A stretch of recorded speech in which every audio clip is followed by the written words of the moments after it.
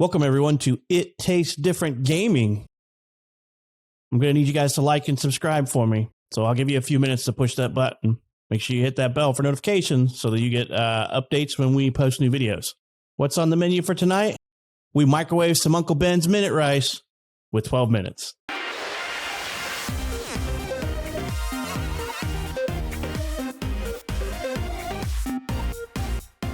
"12 Minutes" is developed by Luis Antonio and published by Annapurna Interactive. It was released August 19th, 2021 for Windows, Xbox One, and Xbox Series. Basically, the game plays through a 12-minute loop. You play it over and over and over until you progress the story. And it has an all-star cast in it. I mean, Willem Dafoe, James McAvoy, Daisy Ridley, and Ella June Conroy. And there's a few others, but those are the main cast members that you'll hear in the game, and they're doing the voice acting. So, like I said, 12 minutes is basically a top-down perspective, and you're pretty much stuck in an apartment the whole time you're watching this, play through this, I should say. You know, you can go from the bathroom to the bedroom to the kitchen, but it's basically like that really small one-bedroom apartment that we all had when we were younger. So, and you play through 12-minute loops. Time restarts, and you keep progressing the story. So we'll kind of go through here and see how everybody thought of this game and, go from there. So how about Nick? Nick, what are your initial thoughts on 12 minutes? It's okay. So I like the idea, right? The idea is cool to me. Granted, I did not finish this game, so I think these guys did, or at least I believe Patrick did, but I did not. And it's an okay game. I like the idea of the point and click adventure, right? We haven't had those in a long time, and this is pretty much what that is, right? So that's awesome. I love point and click adventures back in the old days, and so it's cool to have one of these again. But for me, it was the looping process. You loop every single day, and even though you can kind of fast forward the stuff that you've already gone over, it gets really annoying to have to loop, especially if you're not figuring out the story and what to do next to progress. It gets really annoying to have to loop back and be like, okay, what did I do last time? Well, maybe I'll try this. And then you're wrong, right? Because it feels like in this game, in a sense, right? And there might be some variations, but in a sense, it's kind of like there is a linear path in a sense, where you have to do certain things in a certain order. Maybe there's some variation there, right? But essentially, you have to find out certain things. And so if you get stuck in that, where, if you're not a smart person, unlike me, I'm not a smart person, so I can't figure it out. Right. And then so you get stuck in that loop, and where you're like, you just get frustrated and you're like, I'm tired of doing this over and over again. Nothing is coming out the way I want it to be. Yeah. So, but I like the idea. I think the idea is cool. I don't know if the voice actors are really necessary for this. I don't know if Daisy Ridley and Willem Dafoe. I mean, Willem Dafoe is the one that you can like, oh, that's him. That's Green Goblin right there, right? but everybody else is kind of like, you could have got anybody for this, right? This is kind of how I feel, but that's okay. I mean, whatever. They want to get some voice actor, some actual actors in there, not just voice actors, but actual actors. Then cool. Hey, more power to you. But I don't think this game really needed that. But ultimately, I think it's a pretty cool game. If you can get past the loop progress, just the looping over and over, especially if you can't figure things out. But the progression, when you do start figuring things out, is exciting. Once you start figuring out a new clue, you're like, oh man, I just figured something else out. Okay, now I can do this now, and now I can do that, right? But it's that start, right? And I feel like, personally, that a lot of people might have a problem with that start, right? Without a guide or something like that, they might be stuck in an infinite loop where they cannot figure things out. And that might be a problem for this game, because there are certain things you have to do, right? To really get the progression going. But once you get the progression going, it's awesome. It's really cool. It's like, okay, cool. Now I can do this and I can do that. you start to figure things out. It's a really kind of, stair-stepping progress through this game where you have to take your time and be patient with it, right? And that's the main thing. You got to be patient with it. You got to be patient with the loops and things like that. But they can get really frustrating as you start to go through them. So all in all, I think this is a great game. It's just some of the mechanics can be really frustrating. Some of the pathways, to progression can be really frustrating. But ultimately, I think it's a good first start. And I'd love to see more games like this come out, and we have other games similar to this or some of this type of style, because this is what we remember back in PC days back in the day, with Tex Murphy and the Phantasma or whatever it was called. I can't remember. But those games like that, Phantasm and Myst and various things like that. This is kind of what we remember. Those were the games that we used to play back then. And this is kind of reminiscent of that point and click adventure. And it's cool. So, yeah, I mean, thumbs up to more games like this. This game can be a little frustrating at times, but if you stick with it, I think you might find a pretty cool time. But Shane, what did you think of this one? I think this is a game for certain people. I don't know how to feel about the game. I love the concept. Execution's off for me. I disagree. I think it needs voice acting. I don't think a game with this much repetition should be read, in my opinion. Just an opinion. Well, just to clarify, I do think it needs voice acting. I just don't think it needs like A-list celebrities to voice act it. Is what I was saying. It needs celebrities, and that was going to be my next point. It needs if it's going to have a celebrity, it needs one that doesn't phone it in. McAvoy really to me, it just sounded like a half-assed attempt at an English accent, half-assed attempt at decent acting to it. Willem Dafoe doesn't ever turn in a bad performance. I mean, that's Willem Dafoe. I mean, he's the shit. So I'm not worried about him. He did a great job. Daisy Ridley, I don't really give two squats about her. Her performance was fine. McAvoy's was the one that really bothered me. But as far as the game, it's like I said, I'm up in the air on it.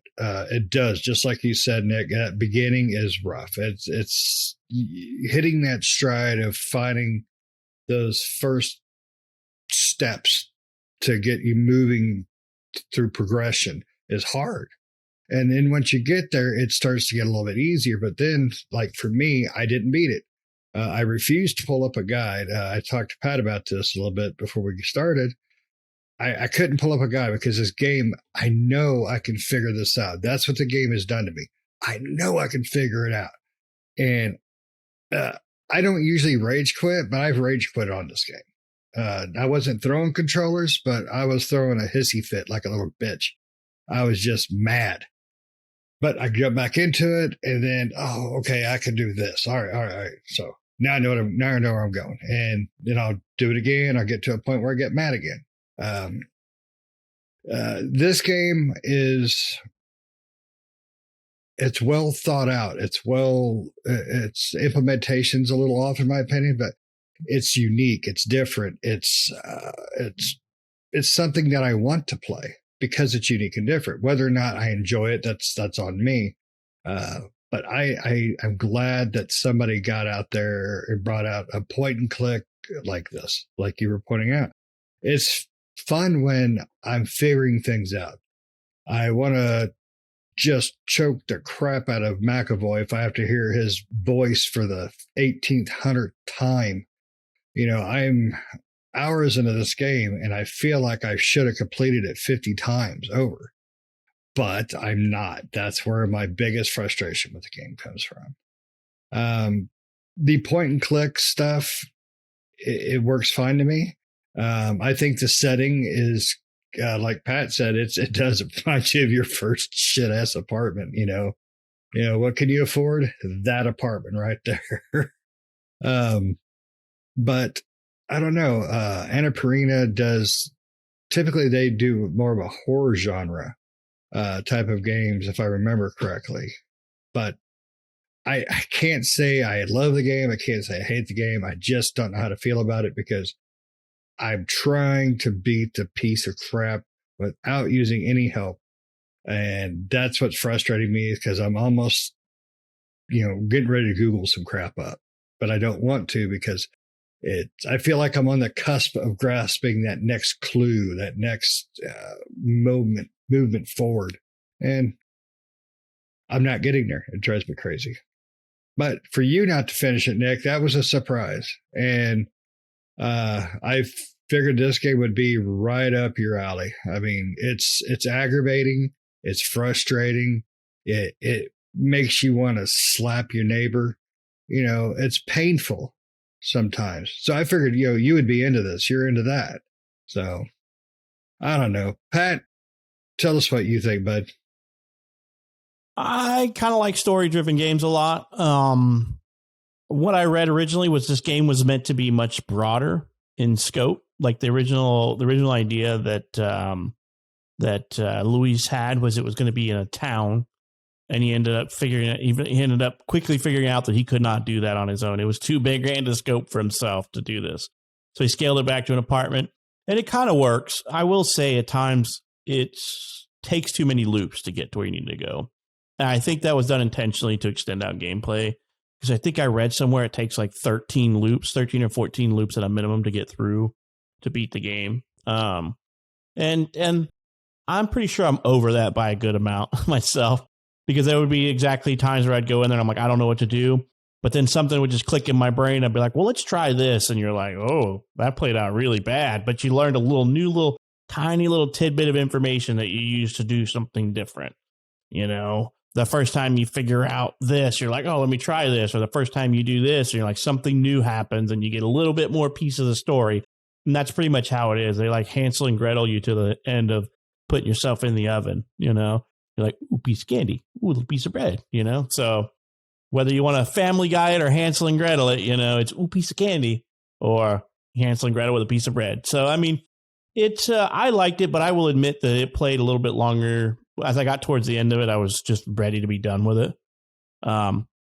So, for a game that's only going to be like 6 or 8 hours long to complete it, that's bad, in my opinion. So it's hard to, and I will admit, you can't fast forward. You can quick speed through some of the dialogue, but you can't just say like skip to a scene because I've done the same thing because you have to do steps to get there, right?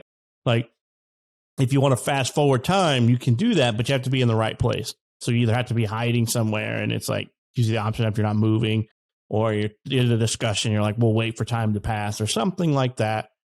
But the game has a lot of interesting little things going on for it. Like you're just like, what happens if I try this? And that's what I spent a lot of my time doing. Like there's plenty of times where I ran through the whole house and gathered up all the cups and spoons and plates and everything, and just hit them and just to mess around and do stupid crap and. And just trying things to see what would happen. And I'm like, okay, so this will happen if I do this, or that'll happen if I do that.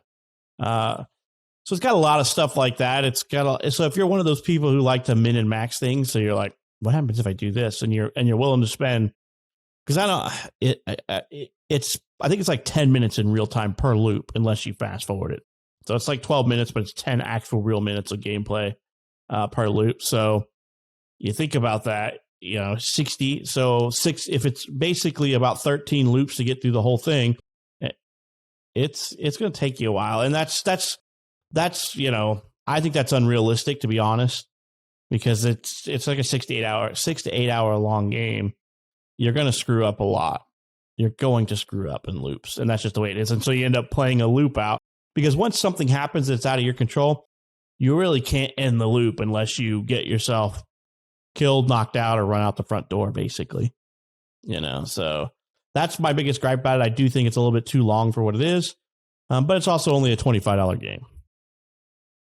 Yeah, I would agree. I mean, like, that's one thing that frustrated me the most was the whole looping aspect. Like, just being able, like, if you mess up, it's like, if you can't get to the front door, if something else happens, then you're going to have to wait out the scene. And there's at least one aspect of the game well, there's a couple more, but there's at least one aspect of the game that doesn't matter, right? And I'm not going to give it away, but some of you guys might know or may not know, but there's one thing that you can do at the beginning of the game and pretty quickly in the closet. I'll just put it that way. And it doesn't matter. That does not matter. That doesn't have any effect on anything at all. And that's the thing I from what I can understand, and that's one of the things I hate. And it's like, I kind of wish this game had more of checkpoints, right? When you got so far in the evidence, it would checkpoint that point, because I hated this. One of the things I hated the most about this game, even though I like a lot of other aspects, was the looping and starting at the beginning. I hated that. Like having to go through that old dialogue and them kissing at the beginning and all that crap. I'm just like, let's hurry this up and speed through, because I'm trying to make it to this point, right? I know what I need to do, and I've already got it set up, and now I have to wait for this cop to get here. And so I'm just sitting there. Like, I put my guy just sitting down on the table eating cake, waiting for the guy to show up, because I'm like, I'm just waiting for that spot, right? There are some things you can do to loop time, to progress time. But yeah, I mean, just a looping back, like once you get a little bit of information, I hate having to go back to the beginning and have to do it all over again just to get another piece of info. Unless you do it, there's some instances where you can do it right and get a lot of info, right? But if you screw up, which was what I did, and you just get a tidbit, it's like, I got to do it all again just to get another tidbit, because I know I'm going to screw it up again. I'm going to do something wrong. And so it almost felt like, to me, it almost felt like this game did not give you any way to kind of bend the rules a bit. You know what I'm saying? Or like just a little bit of like leg room, right? It felt like if you screwed up, you royally screwed up and you're starting over, right? Not like, oh, we screwed up a little bit. Well, you can fix it. But it wasn't like that. It almost felt like if you screwed up, you screwed up, and you're starting back at point zero. Yeah, it's very linear. It's not one forgiving. Direction. Well, exactly. There are parts to where, as you learn more information, closer towards the end of the game, it combines dialogue. So you only have to talk to her like once, and it'll combine the whole string of dialogue that you did to get to that point. Because it kind of like fitting puzzle pieces in together, and you're like, okay, I just strung these 5 different dialogue conversations into one. And then when I played through again, I talked to her, it strung it all as one piece. So I'd have to have 5 different so I could fast forward through it. So it probably saved me a minute or two, but time progresses. So I wasted 2 minutes in game going through the conversation, waiting for something to happen. So there are things like that can happen. And you find that I find that as soon as the game's about ready to start, I already have a plan in my head. I'm like, I'm running, I'm grabbing that knife, I'm running, I'm going to grab the phone. I'm going to go do this. I'm going to go do that. And I'm going to do this, and then pop out and be like, all right, that took me a minute, because that's what the game is basically conditioning you to do. You gain, and as Nick and Shane said, you get that one little piece of information, you restart it, then you can use that to your advantage. But sometimes the hints are so subtle that you don't realize they're there. Like I missed a big one towards the end of the game, and I'm like, what am I missing? And when I went back, because I got to the point where I was fast forwarding the conversation, because I'm like, I'm over this. And I had the conversation again. I'm like, oh, that progressed me like a massive amount once I found that little tidbit, and I walked over and I looked at it. I'm like, oh, I missed that. Okay. So, but the game has, anybody who plays it has a twist ending. So if you beat it, you can kind of see it coming. At least I saw it coming when it ended, and when you finally beat it, because there's multiple endings to the game. There's like good, neutral, bad endings, and then just, all kinds of stuff in between. It turns out it was M. Night Shyamalan all along. Kind of. Now, without giving away the ending, Patrick, don't give it away. Did you find the story and the ending worth it? Worth it, yeah. If it was shorter, yes, I would say. It needs to be shorter because it's too long. The back and forth and the amount of times you do the loop is just too many. But like I said, I saw the ending coming, but only after like one little thing smacked me in the face. And I'm like, I know what's happening here. And it clicked. And then as I played through, I'm like, yep, I guess that. So, but it has, like I said, a little twist ending to it. And then I was a little bit confused, and I was going to have to go look this up. and we'll talk about it maybe off channel, but there's kind of a scene towards the end of the game where I was confused about who I was talking to, and the game really makes it seem like two people or one people. So I'll talk to you guys about it later, but the ending confused me a little bit towards the end. Well, I can say this much: for $25, it's if you were into a story-driven game, I think it's probably, well, I wouldn't say story-driven because I love story-driven games. I would say if you're into more of a point-and-click puzzle aspect game, you might give it a shot for $25. If you got Game Pass, definitely give it a shot. The pros really outweigh the cons for Game Pass, in my opinion. I think it's well worth it for the Game Pass to try. The $25 route is a little bit harder to promote. Like I said, I love the ideal that somebody came out and they were trying something different and new, or I wouldn't say new, just bettered than what those types of games used to be. But I don't think I probably will go back. And if I do, you guys will probably hear me cussing from your houses. So, but I don't know. The $25 is kind of hard to justify, and depending on the person that's into really thought out puzzly type games, definitely the $25 probably worth it for you. For me, it's not. Game Pass is worth it because I'm not out anything. That's just me. Yeah, I mean, I would have to agree. For me, it's if you have Game Pass, check this game out. You can play it on PC and Xbox. For $25, this would be an on-sale game for me. I like the idea. I just don't like the execution. I don't think that much in this one. So, if this developer wants to make something else, well, check it out for sure. But this one was kind of a take on it. And so for $25, no. But Game Pass, yeah, check it out. And if it goes on sale and this is a game that interests you, definitely, pick it up. But otherwise, maybe avoid it at the moment. Right. And anybody who's a fan of Kojima, he praised the game. Basically said this game is making him consider doing another adventure game. So, I mean, he really liked it.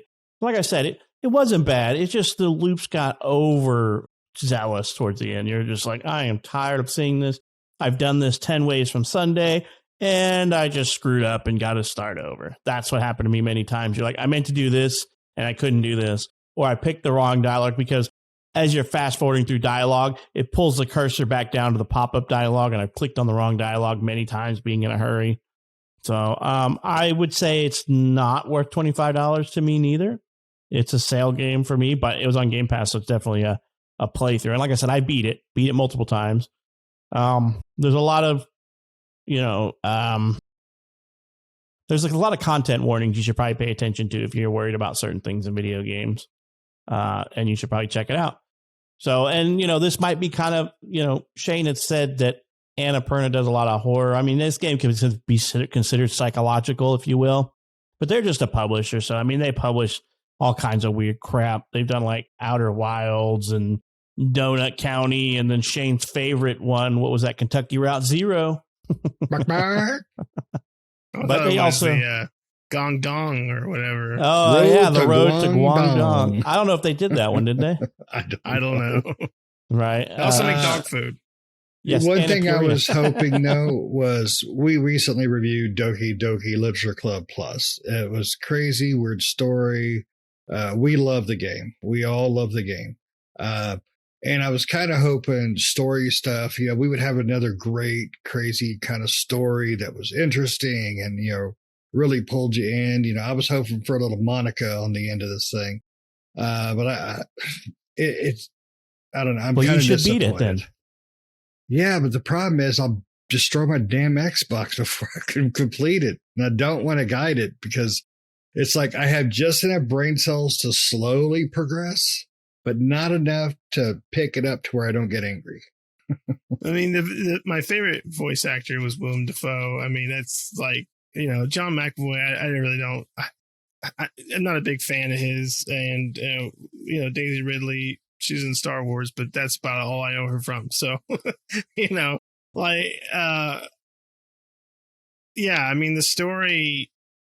Maybe that's one of the things too for me is the story really didn't interest me. Like, I didn't care about so far as far as progressed. Now, I didn't beat the game, granted, but from what I was understanding and from my progression, when I was realizing what's going on and kind of unlocking that story, I was like, I don't care. Like, this is not an interesting story. Like, it's just not that interesting. And I like that day loop kind of Groundhog Day mechanic, but for an uninteresting story, it's like, I mean, Life is Strange has told better stories than this. So, yeah, they should have took a different route with it. Instead of trying to do this little genre they're doing, they should have went just full on comedy. At the end of the game, you find the gopher. It's up McAvoy's butt. Just it's as a groundhog, whatever.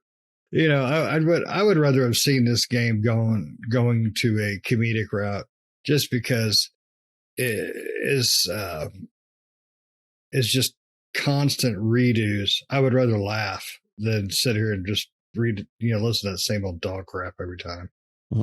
I would imagine that it's rather difficult to felch with a groundhog. So I would kind of like to see the what you were talking about, Patrick, that town, that whole town thing. That would have been pretty cool. Yeah, his original design for it. But like I said, pretty small. Well, it's him, Luis Antonio. So he just said it was pretty much really quickly figured out that it was way more than he can do on his own. I guess he didn't want to bring in anybody else in.